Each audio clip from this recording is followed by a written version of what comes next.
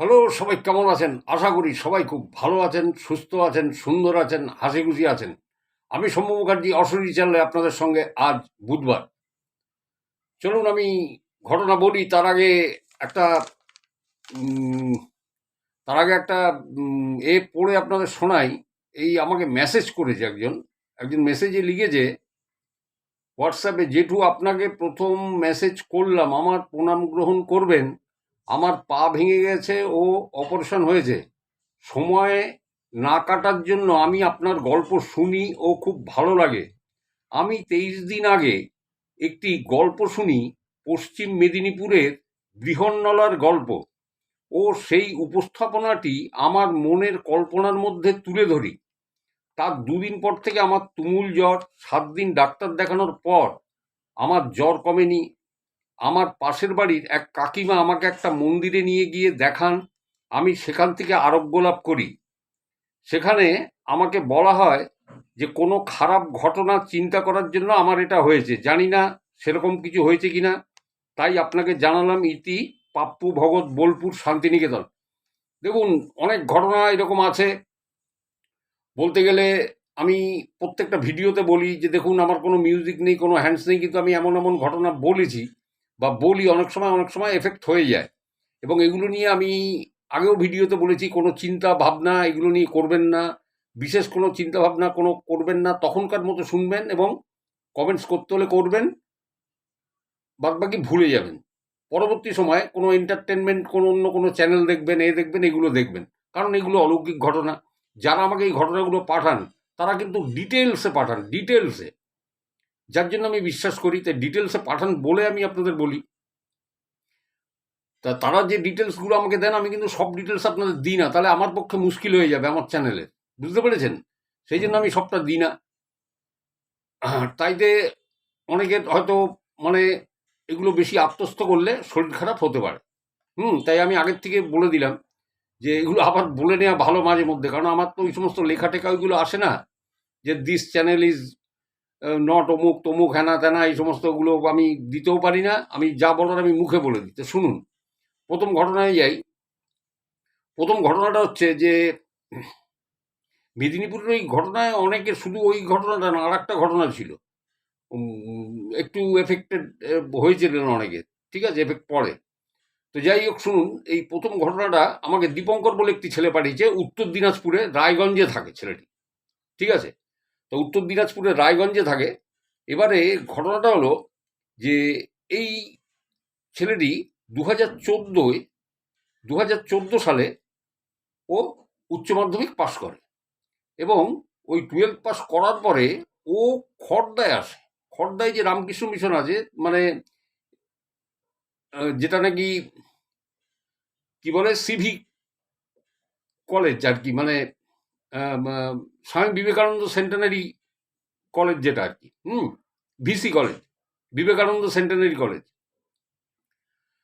হ্যাঁ, বিবেকানন্দ সেন্টেনারি কলেজে। তো ব্যাপারটা হচ্ছে, ও যখন আসে তখন ও বলছে যে আমি 2014 ওই শেষের দিকে বোধহয় এসেছিল। ও ছিল খড়দায়। দেখুন, খড়দার যারা কেউ আছেন দেখবেন ওখানে আদর্শ পল্লী বা কিছু এরকম কিছু আছে। দেখুন, ওইখানে বললো আমি থাকতাম। কিন্তু ওখান থেকে আমার কলেজটা দূর হয়ে যাওয়ার জন্য আমি কলেজের কাছাকাছি কোনো একটা জায়গা খুঁজছিলাম। কলেজের কাছাকাছি যাতে হয় সেরকম কোনো জায়গা আমি খুঁজছি। তো এবার ব্যাপারটা হয়েছে, বললো আমি তো সেরকম তো পাচ্ছি না। তো অবশেষে আমি একটা পাই, ঘর খুঁজতে খুঁজতে ওই কলেজের ঠিক ওই বিবেকানন্দ সেন্টেনারি কলেজের ঠিক মানে পিছন দিকটায়, হ্যাঁ, প্রথম যে গলিটা আছে, যেটা নাকি মানে খড়দা স্টেশনের দিকে যাচ্ছে, ওর প্রথম গলিটায় ওই বাড়িটা পড়ে। ঠিক আছে, আমি বলে দিলাম। এবার দেখুন, প্রথম গলিটায় অনেকগুলো বাড়ি আছে, কোন বাড়িটা প্রথম বাড়িটা না শেষ বাড়িটা আমি কিন্তু বললাম না। ঠিক আছে? কারণ তাহলে মার্ক হয়ে যাবো। আমি যে জন্য বলি না, সবাই আমাকে ডিটেলসে বলে দেয়, আমি কিন্তু বলি না যে কোন বাড়িটা বা কোন জায়গাটা, মানে বলাটা খুব মুশকিল। তো যাই হোক, ওইখানে ও একদম, তাহলে কলেজটা খুব কাছাকাছি হলো। আমাকে ছবিও পাঠিয়েছে। এনিহাও, তো ওইখানে ও ভর্তি হলো, মানে ওই মানে ভাড়াতে ও ওখানে উঠে এলো। তা যার বাড়িতে উঠলো ভদ্রলোক, ব্রাহ্মণ ভদ্রলোক, এই ভদ্রলোক একটু খুঁতখুঁতে গোছের লোক। খুঁতখুঁতে গোছের লোক বলতে আমি বলছি কিরকম, মানে এই যে বিড়ি সিগারেট মদ গাঁজা খাওয়া ঠিক এরকম ধরনের ছেলে। মানে এই দীপঙ্কর যখন খোঁজ নিতে গেছিল, যে তখনই যে ভাড়া সঙ্গে সঙ্গে দিয়ে দিয়েছে বা এগ্রি করেছেন তা নয়। মানে এই আগে উনি পরিষ্কার জেনে নিয়েছেন যে সত্যি সত্যি এই কলেজে পড়ে কিনা বা ছেলে কেমন, মানে খোঁজ খবর নিয়ে তবেই ওকে ভাড়াটা দিয়েছে। তা বলছে যে ওই বাড়িতে, আমি ওনাকে তো জেঠু জেঠু বলে ডাকি, বললো বাড়িটার ভিতরে ঢুকলে আপনার কিন্তু গা ছমছম করবে। প্রথম আমাকে বললো যে বাড়িটার ভিতরে ঢুকলে, ও যা পাঠিয়েছে আমাকে, বলছে বাড়িটার ভিতরে ঢুকলে কেমন একটা ছমছমে পরিবেশ। বলছে নিচে দুটো ঘর আছে, হুম, তারপরে কিচেন বাথরুম সবই রয়েছে, আর পাশে আর একটা ঘর আছে। সেই ঘরটা মানে আমার জন্য নয়, ওটা দরজা দেওয়া থাকতো, ভিতর দিক দিয়ে সিঁড়ি উঠে গেছে, দোতলায় ওঠা। বলে জেঠু আর জেঠিমা, মানে যিনি ভাড়া দিয়েছিলেন, উনি ওনার স্ত্রীকে নিয়ে উপরে থাকতেন। ঠিক আছে, বলো আর এই দুটো ঘরের মধ্যে আমি একটা ঘরে থাকতাম, একটা ঘরের মধ্যে দিয়ে আর একটা ঘরে যাতায়াত করা যায়, খালি ছিল, ভ্যাকেন্ট ছিল। তো যাই হোক, বলে আমি তো মানে এখানে পড়াশুনো করতে এসেছি, ও ম্যাথমেটিক্সে অনার্স নিয়ে বোধহয় ওখানে পড়তো। তো যাই হোক, বলছে আমি ওখানে 2016 থেকে আমি ওখানে আছি। আমাকে বলছে কাকু আমি 2016 থেকে ওখানে আছি। তো বাড়িটার ভিতরে একটা ছমছমে পরিবেশ। আমার না সবসময় মনে হতো কি যে এখানে একটা কিছু আছে, এখানে কিছু একটা, ওই যে আপনি বলেন যে সিক্স সেন্স কাজ করে, তা এইরকম একটা আমারও এইরকম একটা কাজ করতো যে এখানে কিছু আছে। কিন্তু আমি কিন্তু কোনোদিন কিছু, মানে খারাপ কিছু আমি কোনোদিন পাইনি। আমি ওখানে আছি। এবার দেখুন, আমার তো আর রান্না বান্না করার ব্যাপার নেই। আমি তাহলে রান্না করব কখন, খাবো কখন, আর পড়াশুনোই বা করবো কখন? আমাকে হোটেলে খেতে হতো, রাত্রেও তাই। হুম, এসে আমি আমার পড়াশুনো টড়াশুনো করে আমি খাবারটা নিয়ে আসতাম, এসে খেয়ে দিয়ে আমি শুয়ে পড়তাম রাতে। দিনের বেলায় কলেজ, বাইরে খেতে হতো। তাই এইভাবে চলছে। বলছে ওই বাড়িটার লাগোয়া আর একটা বাড়ি আছে, যে বাড়িটা আমি নিয়েছিলাম ওই বাড়িটার লাগোয়া একটা বাড়ি আছে। ওই বাড়িটা হচ্ছে এই যে জেঠু, এই জেঠুর বোনের বাড়ি। এই ভদ্রমহিলা ডিভোর্সি, এই ভদ্রমহিলার ডিভোর্সি, এবং তারও অনেক বয়স হয়ে গেছে, বুঝতে পেরেছেন? তারও অনেক বয়স হয়ে গেছে, একা থাকে। কিন্তু দুটো বাড়ির ছাদ কিন্তু মেলানো, এক ছাদ।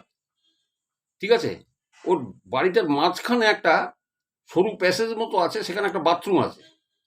মানে বাইরের কেউ আসলে ওখান থেকে হাত পা ধুয়ে সে ঘরে ঢুকতে পারবে। বাথরুম পায়খানা সবই রয়েছে ওই প্যাসেজটার মধ্যে। বলছে ওই জেঠুর বোনের বাড়ির মানে একটা ঘরে, নিচের তলা একটা ঘরে, বলছে অভিষেক দা বলে একজন থাকতো। বলে তা আমি ওখানে আসার সুবাদে এই অভিষেকদার সাথে আমি দাদা দাদা বলতাম, আমার থেকে সিনিয়র। উনি মাহিন্দ্রা, ওই যে মহিন্দ্রা কোটাক ব্যাংক ট্যাঙ্ক আছে ওখানে কোনো ট্রেনিংয়ে উনি আর কি এসেছিলেন। বাড়ি হচ্ছে শ্রীরামপুরে। তো উনি করতেন কি, শুক্রবার চলে যেতেন। উনি থাকতেন ওই পিসির যে প্রপার্টিটা, ওই পিসির বাড়ির ওই নিচে। তা বলছে যে আমার ঘরটা একটু আগে আর ওই অভিষেকদারটা একটু পিছনে ঘর। তা বলছে যে অভিষেক দা ওই শুক্রবার চলে যেতেন শ্রীরামপুরে, এখানে কাজ শেষ হয়ে গেলে আবার শনি রবি কাটিয়ে সোমবার দিনকে আবার ঢুকতেন। তা আমার সাথে খুব আলাপ, আমি রেসপেক্ট করতাম, দাদা দাদা বলে ডাকতাম, আমার থেকে সিনিয়র। কারণ ওখানে তো আমার তার বন্ধু বান্ধব সেরকম কিছু তো নেই, যাদের নিয়ে আর ঘরে ঢোকাবো, এনে আড্ডা মারবো, তাহলে তো মানে খুব মুশকিল। তা সেসব কিছু আমার কোনো ব্যাপার ছিল না। তো যাই হোক, আমার তো ওখানে এরমভাবে কাটছে। কিন্তু কাকু আপনাকে আমি বললাম যে ওই একটা মানে স্পর্শকাতর ভাব, ওই মানে কিছু যেন একটা আছে, কেমন একটা ছমছমে ভাব, এটা তো আমার সবসময় মনেই হতো।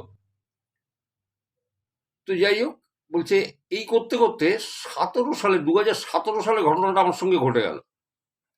2017-তে ঘটনাটা ঘটলো কিরকম আমি বলি। 2017-তে ঘটনাটা ঘটলো, বলছে যে বলে এক শুক্রবার, বলছে এক শুক্রবার, বলে আমি যতদিন আছি জেঠুকে আমি মানে জেঠু জেঠিমাকে একসাথে বাইরে বেরোতে কোনোদিন আমি দেখিনি, কোনো জায়গায় বেড়াতে যাবেন বাইরে আমি দেখিনি কোনোদিন। বলে ওই প্রথম। তো জেঠু আমার হাতে চাবিটা দিয়ে বলছে যে দীপঙ্কর, এই চাবিটা রাখো, আর আমি মেয়ের বাড়ি যাচ্ছি। তো বলে জেঠুর একটা মেয়ে আছে আমি জানতাম, জেঠুর একজন মেয়ে আছে জানতাম, তো সল্টলেকে বিয়ে হয়েছে তাও জানি। হুম, মানে শুনেছিলাম কথায় কথায়। তো দীপঙ্কর এই চাবিটা তুমি রাখো, আর করবে ওই কেউ আসলে সব দেখে শুনে রাখবে, কেউ আসলে পরে দরজা টরজা খুলো না, আমাকে খোঁজ করলে বলবে নেই বা কিছু এরকম বলে দেবে, তুমি জানো তো আমি যাচ্ছি ইয়েতে মেয়ের বাড়ি। তা বলে হ্যাঁ ঠিক আছে জেঠু, বলে সাবধানে থাকবে, চারপাশে চুরিধারি হয় তো, বলে ঠিক আছে। তো জেঠু তো চলে গেছে সেই মেয়ের বাড়িতে, ওখানে 2-4 দিন থাকবে। বলে দিনটা ছিল শুক্রবার। এবারে বলছে অভিষেক দাও চলে গেছে, অভিষেক দাও নেই। তা বললো এখন আমি একা, আর ওই পাশেই যে গায়ে ঘেঁষানো যে বাড়িটা, যে এক ছাদের নিচে, তো বলছে ওখানে তো পিসি থাকেন, ওনার ওই জেঠুর বোন, তারও তো অনেক বয়স হয়ে গেছে।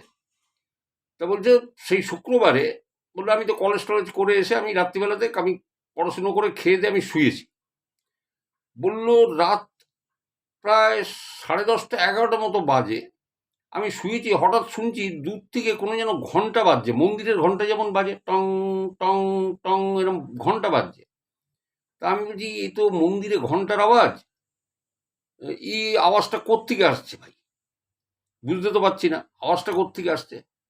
তো বলছে আমি চিন্তা করছি, এখন বুঝে উঠতে পারছি না যে আওয়াজটা ভাই কোথাকার আওয়াজ এটা, কিন্তু পুজো আচ্ছা যে একটা কিছু হচ্ছে সেটা বোঝা যাচ্ছে এই ঘন্টার আওয়াজে। এইবার না খানিকক্ষণ বাদে ওং হ্রিং ক্রিং এইরকম আমি আওয়াজ পাচ্ছি, যেন মন্ত্র যেরকম বলে সেই রকম, মানে যেন অনেক দূর থেকে ভেসে আসছে আওয়াজটা। তা আমি আর অত গা করিনি, আমি যে হয়তো কোথাও হবে, বেশি রাত্রে পুজো টুজো হয়, কারণ মানত করা কালী পুজো হতে পারে জানি না, বলে আমি ঘুমিয়ে পড়েছি। তো সেই রাতটা তো সেরমভাবে গেল। পরদিন শনিবার, বললো কাকু সেই রাত 10টা থেকে আবার শুরু হয়েছে। বলে এইবারে কিন্তু আমি পুরো ক্যামোফ্লেজ করতে পেরেছি জিনিসটা, মানে আমি পুরো, মানে আমার ইয়েটা ধ্যান জ্ঞানটা চলে গেছে যে আওয়াজটা আসছে উপর থেকে, জেঠুর ঘর থেকে, ওই দোতলা থেকে। হুম, ওই ঘন্টার আওয়াজ ওই উপরের ঘর থেকে আসছে, আর মনে হচ্ছে সারা ঘরটা কেউ ধাপাধাপি করছে, জানেন তো, সারা ঘরটা কেউ ধাপাধাপি করছে। তা আমি তো মানে তটস্থ হয়ে গেছি, ঘরের আলো জ্বেলে দিয়েছি, জ্বেলে দিয়ে খাটের পরে বসে আছি। বলে যে কাকু আপনাকে কি বলবো, সারা রাত, সারা রাত মনে হচ্ছে ঘরের মধ্যে কেউ ধাপিয়ে বেড়াচ্ছে, ওই রকম মন্ত্রের আওয়াজ, হ্যাঁ, ওং হিং ক্রিং, আর এই ঘন্টা পেটানোর আওয়াজ, ঘন্টার আওয়াজ, এইরকম মানে হয়েই চলেছে। আমি তো মানে ভয়ে কাঠ হয়ে বসে আছি যে জেঠু বাড়িতে নেই, জেঠিমা নেই, এইরকম কি করে হবে, উপরে কে আসবে, আমি তো কিছুই বুঝতে পারছি না। বলছে জড় ভরতের মতো খাট পড়ে আমি চুপচাপ বসে আছি, জানেন। বললো ধীরে ধীরে ধীরে ধীরে সকাল হলো, সারা রাত আমি জাগা, সারাটা রাত জেগেছি কাকু।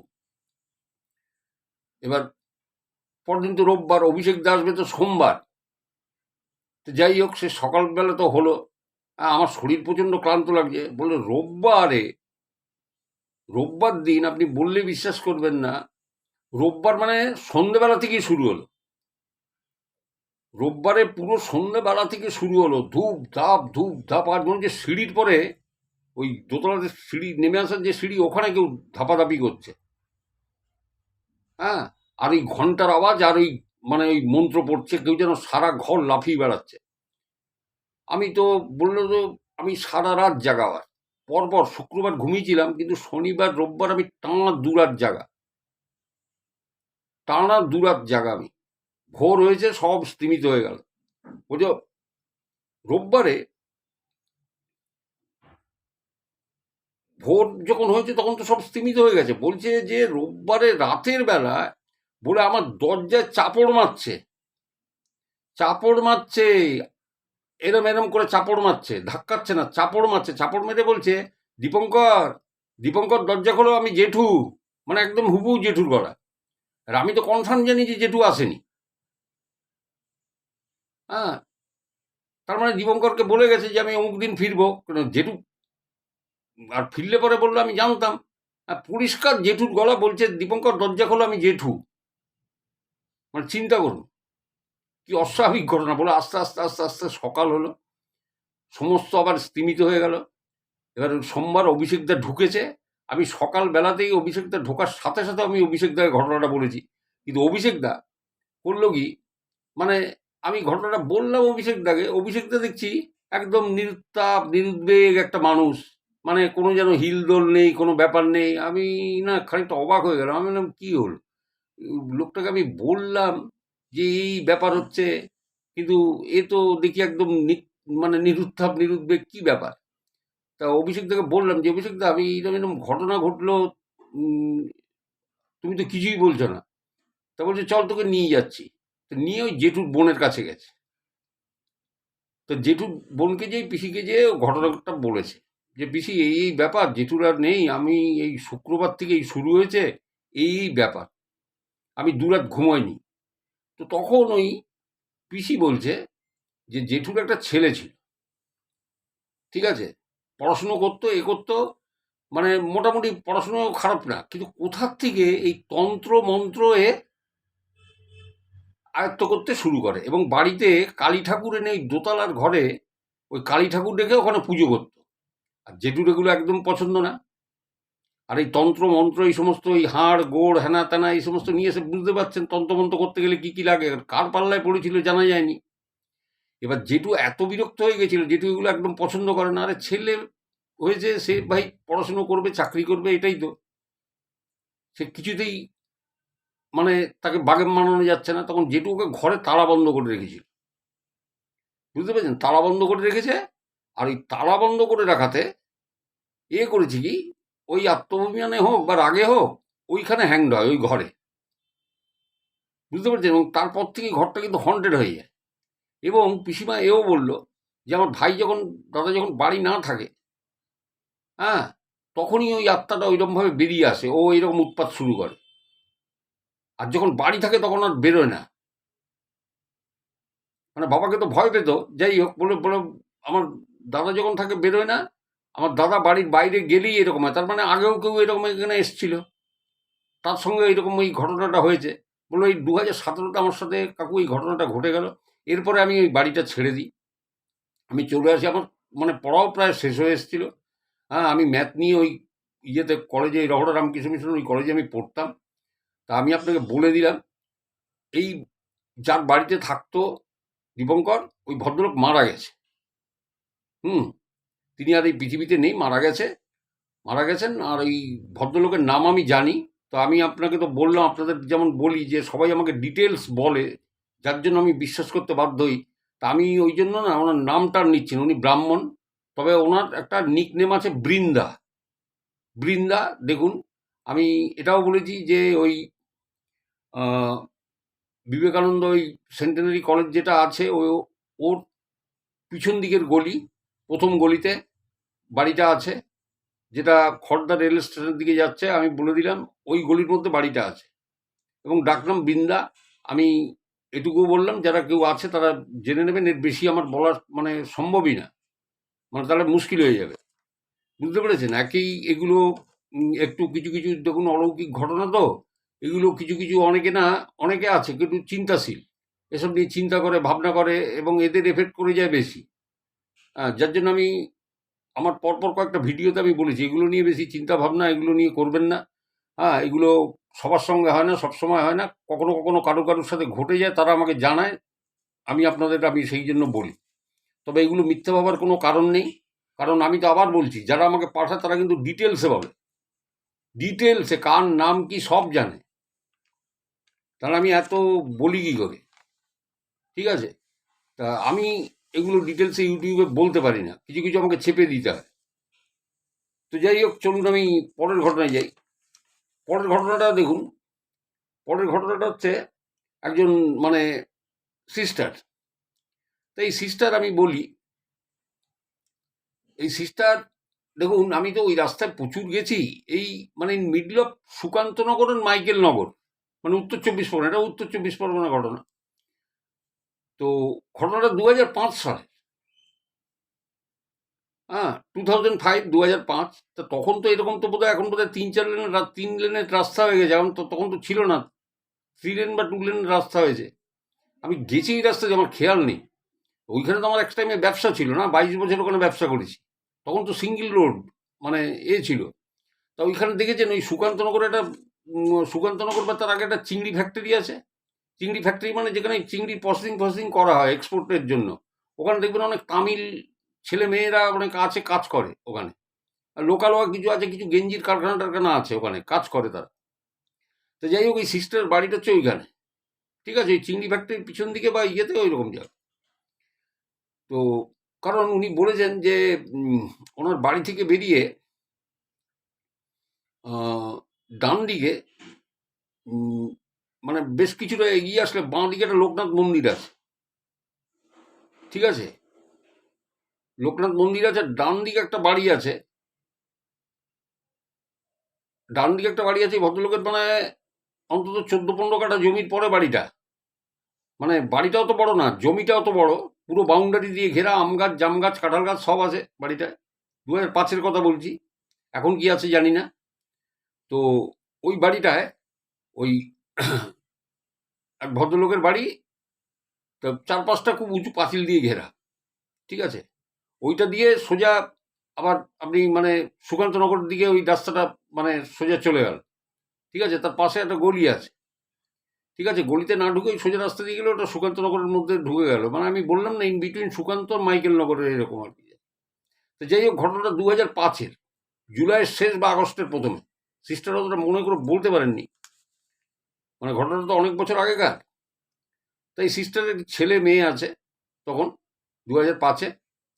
তা বলছেন উনি যে দেখুন, ও সেই স্বামী বিবেকানন্দ একটা কথা বলতেন যে নিজের চোখে না দেখে বিশ্বাস করতে পারবি না। এবারে সিস্টার বলছেন যে আমি তো সেই জায়গায় যদি আপনাকে নিয়ে যাই বা জেগে বলি যে দাদা এই জায়গাটা আমার সাথে এই ঘটনাটা হয়েছিল, আপনি তো বিশ্বাস করবেন না।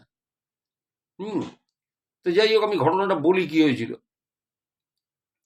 ওই যে ভদ্রলোকের বাড়িটা ছিল, ওই যে 15 কাঠা জমি, যার হুম মানে ভিতরে বাগান, একটা পুকুরও আছে ওর ভিতরে, আম গাছ জাম গাছ কাঁঠাল গাছ সব ছিল।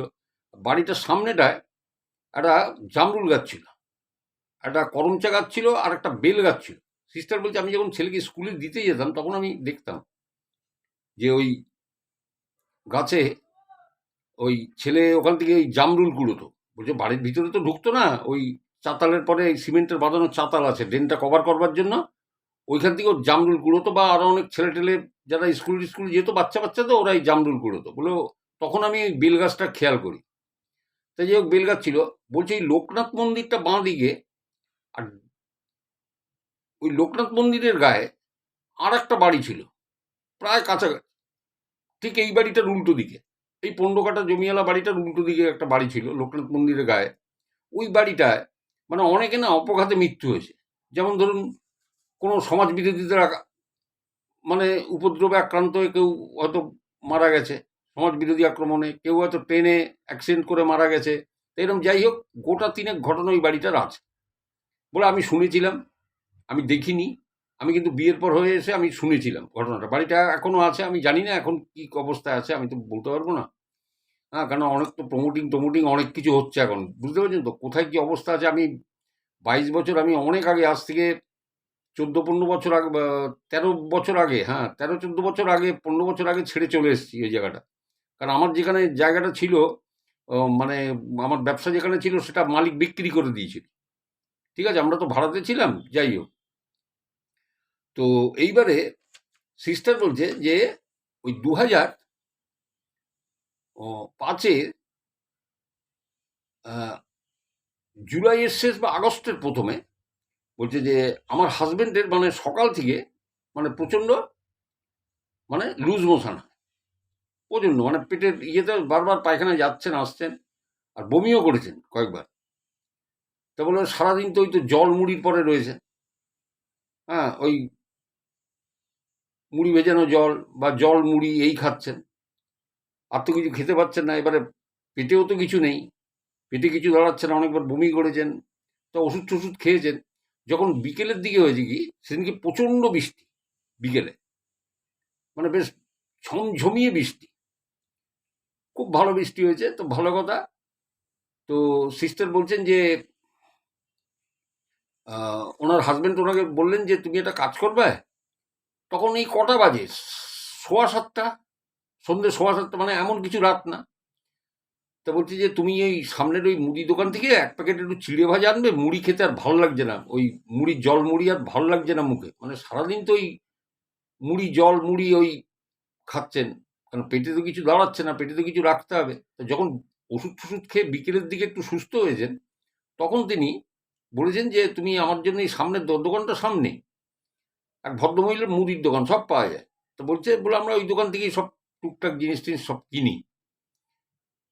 তা বললো তখন 7:15 মতো বাজে, আমি রাস্তায় বেরিয়েছি, দাদা রাস্তায় একটা জনমনীষী নেই। বললো আমাদের রাস্তাটা না তখন আগে কাঁচা ছিল, তখন পাকা হয়েছে সবে, কিন্তু রাস্তার যে লাইট পোস্টগুলো ল্যাম্প পোস্টগুলো সেগুলো অনেক উঁচুতে উঁচুতে, আর এই লাল লাল বাল্ব এইরকম ওই জ্বলে থাকতো তখনকার। ঠিকই বলেছে, ওই ছিল। তো আর জায়গাটা খুব নির্জন, আমি তো ওখান দিয়ে বাসে যেতাম তো। হ্যাঁ, একবার দুবার আমি মাইকেল নগরের মধ্যে ঢুকেছি, ওই ফুচকা টুচকা খেতে ঢুকেছি ওখানে, কিন্তু আর মানে এত ভিতরের দিকে আর অত যাইনি। বাঁকড়াতেও নেমেছি অনেকবার, ওখানেও যেতাম। তো এখন আমার সব মানে তালগোল পাকিয়ে গেছে, কোন রাস্তা কোন দিকে গেছে কত খেয়াল থাকে না। তো যাই হোক, তা উনি বাইরে বেরিয়েছেন, বাইরে বেরিয়ে দেখছেন ওই ভদ্রমহিলার দোকানটা বন্ধ। এবারে উনি চিন্তা করছেন যে কি করব, কি করব, বাড়ি ফিরে যাই। তারপরে চিন্তা করছেন যে লোকটা সারাদিন কিছু খায়নি, এই মুড়ি আর জল, তারপরে বলছে মুখে ভালো লাগছে না মুড়ি, তুমি একটু চিড়ে নিয়ে আসো।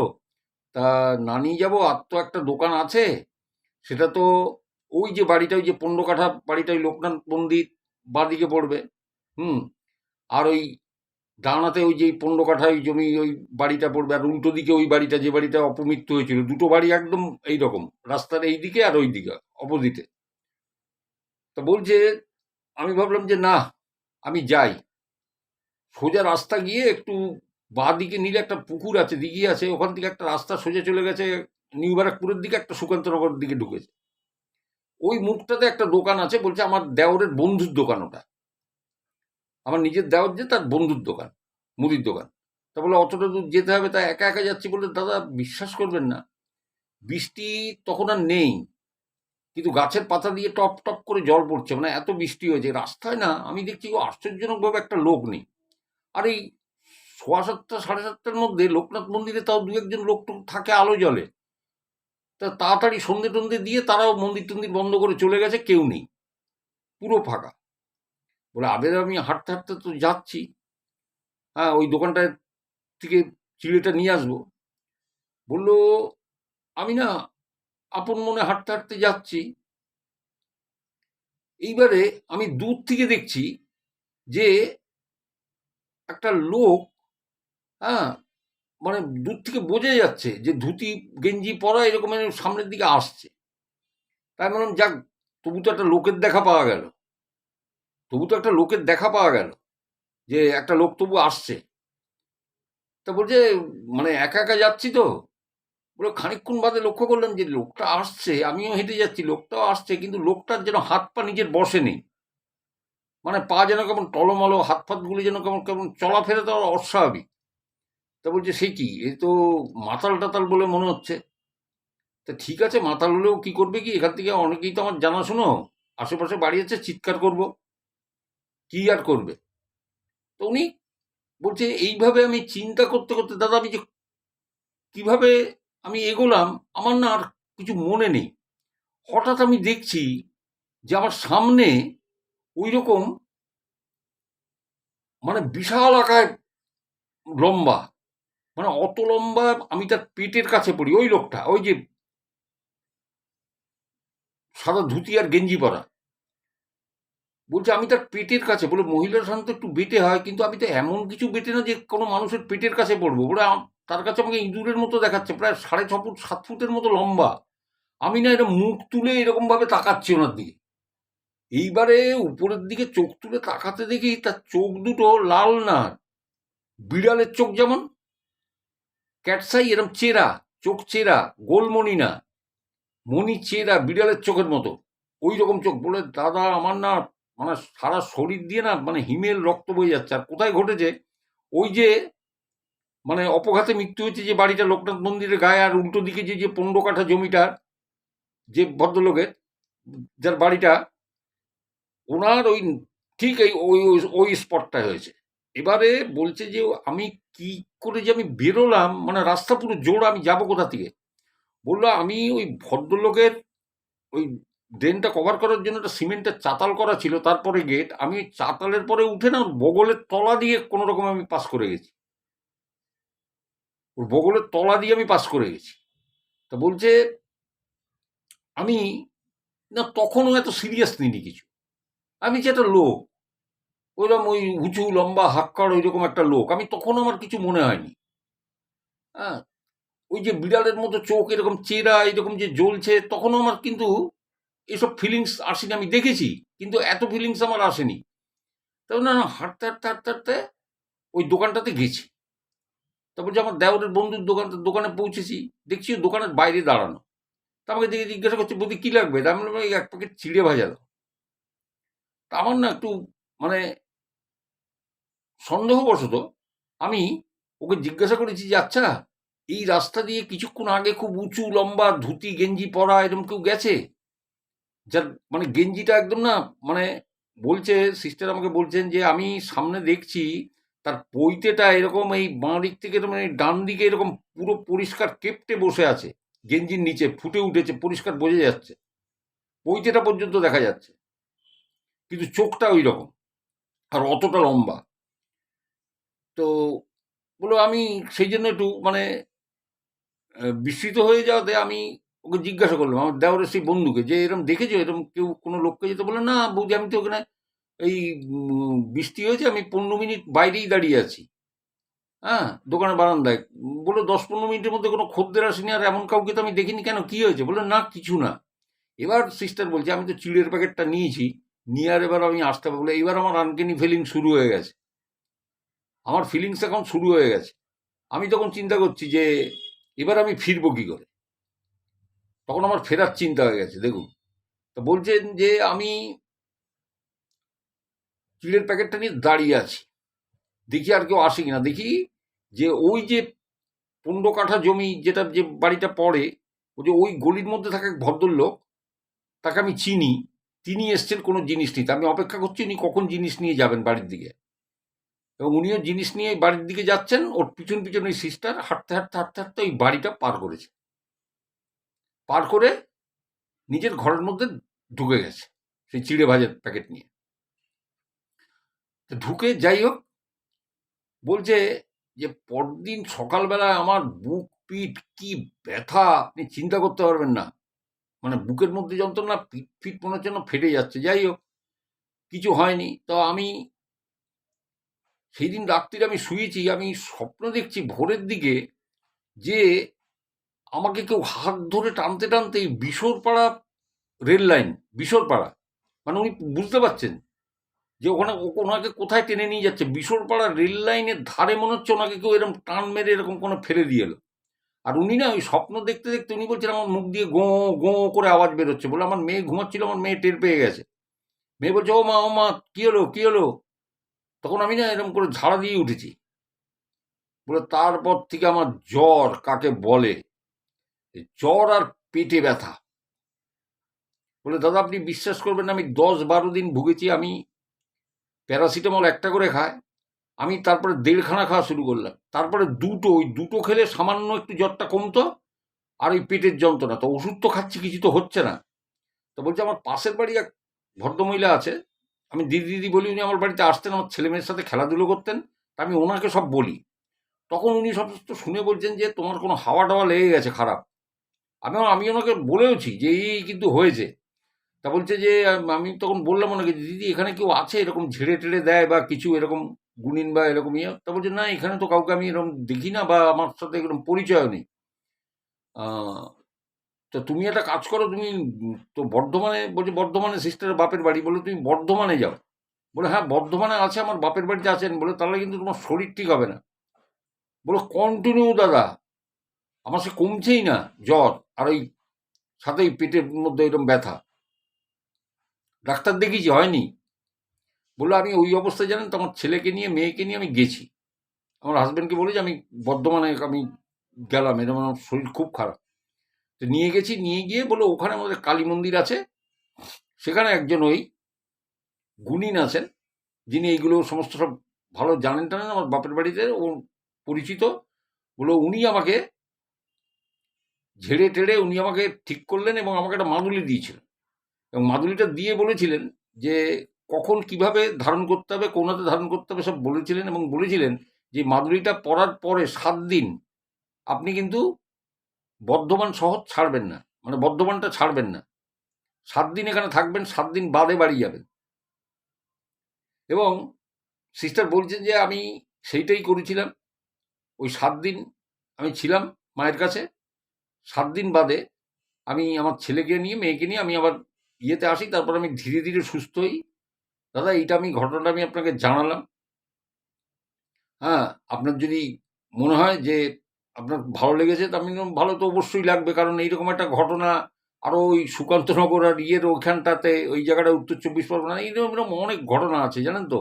মানে খুব, মানে 2005, এটা 2025, 2005 সালে ঘটেছে, মানে 23 বছর আগের ঘটনা, বুঝতে পারছেন? 23 বছর আগে তো ওখানে এইরকম তো ইয়ে তো ছিল না। কি ছিল আমি দেখেছি, আমি জানি, কারণ ওই রাস্তা দিয়ে বাসে হরবাগত আমি যেতাম। মোটর সাইকেলে যার সঙ্গে ফিরতাম, সে ছেলেটি মারা গেছে। ওখান থেকে যে ওই ভিতরে মাইকেল নগরের ভিতর দিয়ে ঢুকে ওই পুকুরের ধারটা দিয়ে একটা ফুচকাওয়ালা বসতো, ওই দই ফুচকা, তারপরে আরও ওই নানা রকম মশলা ফসলা দিয়ে ফুচকা বানাতো, ওখান দিয়ে খেয়েছি আমি ফুচকা। তো ভিতরে ঢুকেছি, ওখানে অনেকে আমার দোকান দিয়ে মাল নিত। তো যাই হোক, আমার তো অটোমোটিভ ওই মানে গাড়িপত্রের যন্ত্রাংশের এই সমস্ত মালটাল থাকতো। তো যাই হোক, এই সিস্টারের ঘটনাটা আমি বললাম, ওনার সঙ্গে ঘটেছিল এবং উনি আমাকে জানিয়েছেন। আমি আপনাদের জানালাম, আপনাদের কেমন লাগলো আপনারা সেটা ইয়ে করবেন। আর একটা কথা, ওই সেই আমাদের এই ভক্তবাবুর মতো, এই পাপ্পুর মতো কেউ এগুলোকে বেশি আত্মস্থ করতে যাবেন না এবং করতে যাবেন না, এবং অযথা ভয়ভীতি পাবেন না। ঠিক আছে? এগুলো নিয়ে চিন্তা করারই দরকার নেই। সবার সঙ্গে হয় না, সব সময় হয় না, কখনো কখনো হয়। স্থান, কাল, পাত্র, সময়, এগুলোর ব্যাপার আছে, অনেক কিছু আছে। তো যাই হোক, আমি এবারে পরের ঘটনায় যাই। পরের ঘটনাটা আমাকে পাঠিয়েছে অভিজিৎ। তো অভিজিতের ঘটনাটা আমি একটু বলি। অভিজিতের একটা ঘটনা আমি বলেছিলাম আপনাদের, সেই নাম সংকীর্তন শুনতে গেছিল। ওর এক বন্ধু বিয়ে হয়েছে, সে শ্বশুর বাড়িতে থেকে গেল। ও তখন ওই কবরখানার পাশ দিয়ে আসতে গিয়ে ওর ঝামেলা হয়ে গেছিল, বুকের ব্যথা কমে না। ঠিক আছে? ওদের ওখানটায় এটা নদিয়া ডিস্ট্রিক্টের ঘটনা, এইটুকু আমি বললাম, কিন্তু কোন জায়গাটা আমি বলছি না। ঠিক আছে? কিন্তু ঝামেলা আছে। তো ও বলছে যে কাকু, আপনার চ্যানেলে আমি অশরীরীর ইয়েতে আমি তো এক নাগাড়ে আমি শুনি, তো ওখানে কোনোদিন আপনার কোনো ঘটনাতে আমি পাইনি যে অশরীরী কাউকে ধরে মেরে দিয়েছে। আমি না, সেটা ঠিক আছে, তবে আমাদের এখানে এই আমাদের গ্রাম অঞ্চলে একটা জিনিস আছে, যে এই মানে বয়োবৃদ্ধদের মুখ থেকেও শুনেছি, বয়স্ক মানুষদের মুখ থেকেও শুনেছি, যে গোভূত গোভূত বা গোদান, এই জিনিসটা কিন্তু মারাত্মক। এরা মূলত অ্যাটাক করে ওই গৃহপালিত পশুর পরে, মানে যেমন গরু, মহিষ, ঠিক আছে, বা অন্যান্য ছাগল টাগল, হেনা তেনা, এরা মেরে দেয়। আর মানুষকেও এরা অ্যাটাক করে, অ্যাটাক করলে এরা কিন্তু মানুষকে মেরে দেয়। এবং সেই মারাটা কীরকম থাকে, মানে কোনো পাক বা জলের মধ্যে না মাথাটা এরম পুঁতে দেবে আর পা দুটো উপরের দিকে থাকবে। এদের এই সিম্বলটা হচ্ছে এই মারার, এই গোভূত বা ইয়ে মানুষকে যে রেয়াত করে তা না, কিন্তু এদের টার্গেট থাকে এই মানে গৃহপালিত পশুর উপর, এই গরু, মোষ, ছাগল, এই ঠিক এইগুলো, এবং এরা মেরে দেয়। তো ও বলছে যে এইবারে আমি তো এগুলো তো শুনতাম, এবারে বিশ্বাস করতে বাধ্য হয়েছিলাম একটা ঘটনা ঘটে যাওয়ার পরে। বলছে আমাদের গ্রামেই আমার মাসি থাকে, পাশেই থাকে। তা মাসির 3টে গরু আছে। এবার বলছে ঘটনাটা এই বছরে কার্তিক মাসে, মানে বাংলা মাস হিসেবে আমি বলছি, কার্তিক মাসের শেষের দিকে। তা তখন তো রোদের অত তেজ থাকে না, ভাদ্র মাস পর্যন্ত তেজটা থাকে, তারপরে আশ্বিন কার্তিকে তেজ তো অনেক কমে যায়, কার্তিকে তো আরও কমে যায়। তা বলছে মাসি ওই 2টো গরু নিয়ে মাঠে গেছে, যে ওই খুঁটো দিয়ে, গলায় তো দড়ি দেওয়া থাকে, খুঁটোটা পুঁতে দিয়েছে যাতে অন্য কারুর জমিতে যে ফসল টসল না খায় বা কিছু, ওই খুঁটো দিয়ে পুঁতে দিয়েছে। তো এইবারে পুঁতে দিয়ে বলছে মাসির এক ফালি জমি আছে ওখানে, খুব বেশি না, সামান্য জমি আছে। তো মাসি সেখানে ওই গাছপালা লাগায়। হ্যাঁ, কোনো কিছু লাগালো আর কি, এই আর কি। তা মাসি ওই জমিতে নেমে কাজ করছে, গরুটাকে বাঁধা আছে। গরুটার যে বেঁধেছে তার পাশে একটা পুকুর আছে, পুকুরের ধারে বেঁধেছে। তা বলছে এবার মাসির কাজ করতে করতে অনেকটা ইয়ে হয়ে গেছে, টাইম হয়ে গেছে, মানে বেলা হয়ে গেছে। এবার তখন তো সূর্যের তাপও বেশি থাকে না, যার জন্য মাসি নিশ্চিন্ত মনে কাজ করছিল। তো বলছে যারা চাষবাস করে তারাও বাড়ির দিকে চলে গেছে দুপুরে খাওয়া দাওয়া করার জন্য বা ইয়েতে, আর একজন দুজন রয়েছে। ওদের মধ্যে একটা ৩৫ বছরের একটা ছেলে, সে দূর থেকে খেয়াল করছে যে মাসি যে পুকুরের ধারে যে গরুটা বেঁধেছিল, হ্যাঁ, সেই গরুটা মানে চারটে পা আকাশের দিকে, মানে চিত হয়ে আছে চারটে পা আকাশের দিকে, আর মাথাটা ঘাড়ের মানে পিঠের নিচে গুজে গেছে গরুটা। এবারে মাসিকে তাড়াতাড়ি ডাকতে এসছে, শিগগিরই চলুন ভাই, পুকুরের ধারে আপনার ওই গরু আপনি ইয়ে করেছেন? তা বলছে হ্যাঁ, বলে শিগগিরই আসুন। এবার মাসি গিয়ে দেখে যে ওই রকম অবস্থা, গরুর চার পা আকাশের দিকে, আর ঘাটটা পিঠের মধ্যে ঢুকে গেছে, মানে পিঠের নিচে দিয়ে এরম মুড়িয়ে এরম যেন কেউ ঢুকিয়ে রেখে দিয়েছে। তো বলছে যে আমার মাসি আর সেই ছেলেটা মিলে সেই অনেক কষ্টের পরে তার সেই মাথা ওখান থেকে, সেই ঘাটটা সেই মোড়ানো অবস্থায় যেন পিছন দিকে ঢোকানো, তাকে কোনো রকমে সেই ঘাট তার সোজা করেছে, সোজা করে মাথাটা বার করে নিয়ে এসছে, নিয়ে এসে গরুটা আবার চটপট মাটিতে দাঁড়িয়ে পড়েছে। তোর বলছি এক্ষুনি তো আপনার তো গরু তো এক্ষুনি যাচ্ছিল, নিয়ে যেত গরুটাকে। হুম। তা বলছে যে তখন মাসি বলছে যে তুমি ভাই খবরটা দিয়েছিলে, মাসি ছেলেটাকে চেনে। তো বলছে এইবারে সন্ধ্যেবেলায় বলছে আমাদের ফুল ঘরে ছেলেটা ফুল দিতে এসছে। আমার মনে হয় এই যে আমাকে পাঠিয়েছে ওর নামটা তো অভিজিৎ, ওর মনে হচ্ছে ফুলের বিজনেস আছে। বলছে ফুল ঘরে ফুল দিতে আসে, মানে ছেলেটা ফুল দেয়, যে ছেলেটা এই বাঁচিয়েছে, মাসিকে খবর দিয়েছিল, ফুল টুল দেয়। তা ফুল সাপ্লাই করে, হয়তো ওদের দোকান আছে ফুল ঘরে। ও বলছে আমাদের ফুল ঘরে ফুল দিতে এসছে। তা ফুল দিতে এসে তখন ওখানে আরো ৪-৫ জন দাঁড়িয়ে ছিল, বয়স্ক লোক। তাদের সামনে আমাকে বলছে, বলে আমি তো ঘটনাটা জানতাম না। তো বলছে আজকে তোমার মাসির গরু কিন্তু এইরকম এরকম অবস্থা হয়ে গেছিল। বলে সে কি? বললো যে হ্যাঁ, আমি দেখছি যে এরকম চারটে পা উপরের দিকে, আর সেই ঘাড় এরকম গুজে গেছে। আমি দূর থেকে দেখেছি, দেখি তোমার মাসিকে ডেকে নিয়ে আমি গেছি, যে দুজনে কোনো রকমে সেই গরুকে বাঁচিয়েছি, তাহলে গরুটা আজকে যেত। তো ওখানে যে বয়স্ক ইয়েরা ছিল তারাও শুনলো। তারা শুনে কিন্তু, ওনারা শুনে কিন্তু কেউ কিন্তু কোনো রকম হাসেননি, প্রতিবাদ করেনি, প্রত্যেকেই সায় দিয়েছেন, বলছে হ্যাঁ ঠিক, এরকম তো অনেক ঘটনা আছে। এক ভদ্রলোক বললো যে ওই যে নদীটা আছে, ওই যে ছেলেটা বলেছিল মনে আছে, আমাদের গ্রামের পাশ দিয়ে সরু একটা নদী বয়ে গেছে, ওটাকে যমুনা যমুনা বলে ডাকে ওটা নদীটা। যখন 12 বছরের একটা ছেলে এরকম মারা গেছিল। আর ওই ভদ্রলোক বলল যে আমার পরিচিত একজন রোজ প্রাতঃকৃত করতে ওই নদীর পাড়ে যেত, ওই সরু নদীটার পাড়ে, খুব নির্জন জায়গা। বলে একদিন তাকে পাওয়া গেল তার মাথাটা পাকের মধ্যে পোতা, আর পা দুটো উপরে। সেই পরিচিত ভদ্রলোক ওইখানে দাঁড়িয়েই বলছেন, মানে এদের এই ফুলঘরের সামনে দাঁড়িয়ে বলছে যে আমার পরিচিত, আমার পরিচিত একজন ওই নদীর পাড়ে এরকম মাথাটা এরকম ঢোকানো, আর পা দুটো উপরের দিকে করা। বলো এরকম কে করবে? সে তার নদীতে ঝাঁপ দিতে যায়নি, সে তো পায়খানা করতে গেছিল নদীর ধারে ভোরে উঠে। তা এইরকম ভাবে এরা মেরে দেয়। এই গোভূত বা গোদান আমি জানি না, আমি এটা অভিজিতের থেকে আমি এটা পেলাম, তবে গোভূত আমি শুনেছি। গোভূত ব্যাপারটা আমি জানি, আমি শুনেছি আগে। তবে এইভাবে অদ্ভুতভাবে মারা একটি ছেলে আমাকে আহ, ঘটনা পাঠিয়েছিল। ছেলেটি বোধহয় সম্ভবত এই দুর্গানগর বা এইদিকে থাকে, ওদের মানে বিজনেস আছে, মানে কি বলবো, সেই বিজনেসটাও আমি ভুলে যাচ্ছি। এরা মোটর বাইক নিয়ে বেরোয় এবং সাথে সামগ্রী থাকে, স্যাম্পল থাকে, মানে নানা রকমের জিনিস এরা ইয়ে করে। বাবার কাকা, বাবার জ্যাঠা, বাবার জ্যাঠা ওই মোটর সাইকেলে বসিরহাটের ওইদিকে সন্ডালিয়া ফন্ডালিয়া ওইদিকে পার করে কোনো একটা জায়গায় ওরা যাচ্ছিল বিজনেস পারপাস, এবং তখন এনাদের সাথে এরকম একটা ঘটনা ঘটেছিল। এইরকম এই মানে এই মাথা নিচুতে পাকের মধ্যে ঢোকানো আর পা উপরে করা। তো এই ছেলেটা আমাকে টোটাল ডিসক্রিপশন দিয়ে বলেছিল এদের বলে মাঠের যে আল আছে, আল, হ্যাঁ, এই আলে এরা থাকে, এদের বলে আলিচোরা, আলিচোরা বলে এদের। তো ওই সেই ওর বাবা আর ওর জেঠু সেই মোটর সাইকেল নিয়ে আসতে গিয়ে দেখে একটা জায়গায় একটা মেষ পড়ে আছে, ভেড়া, রাস্তায়। এবার ভেড়া দেখলে লোভ হবে না? এবার সেই রাস্তাটা গিয়ে সেই মেষটাকে তুলতে গিয়ে না সারা রাস্তা পাক খেয়ে বেরিয়েছে, চিনতে পারছে না। গোল গোল গোল গোল গোল গোল ঘুরছে। তারপর একজন মুসলিম মানে কোনো রকম মানে রেহাই পেয়ে সেই ভেড়াটাকে ছেড়ে দেয়, ছেড়ে দিয়ে তারপরে এক মুসলিমের চায়ের দোকানে বসে, সেখানে বলে যে বাবু এই ব্যাপার, এরকম এরকম ধরবেন না এগুলো। হ্যাঁ, সে ডেসক্রিপশন দিয়ে বলেছিল যে কি কি কি কি জিনিসটা হয়েছে। তা আমি একটা ঘটনা বলি, আমি তো ঘটনাটাকে পাচ্ছি না।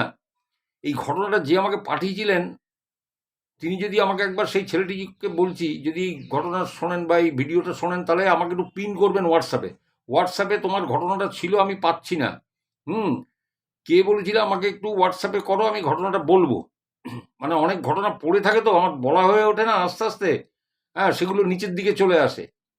তা যদি এরকম কেউ থাকেন যে এই ঘটনাটা পাঠিয়েছিলেন আমাকে একটু পিন করে দেবেন হোয়াটসঅ্যাপে।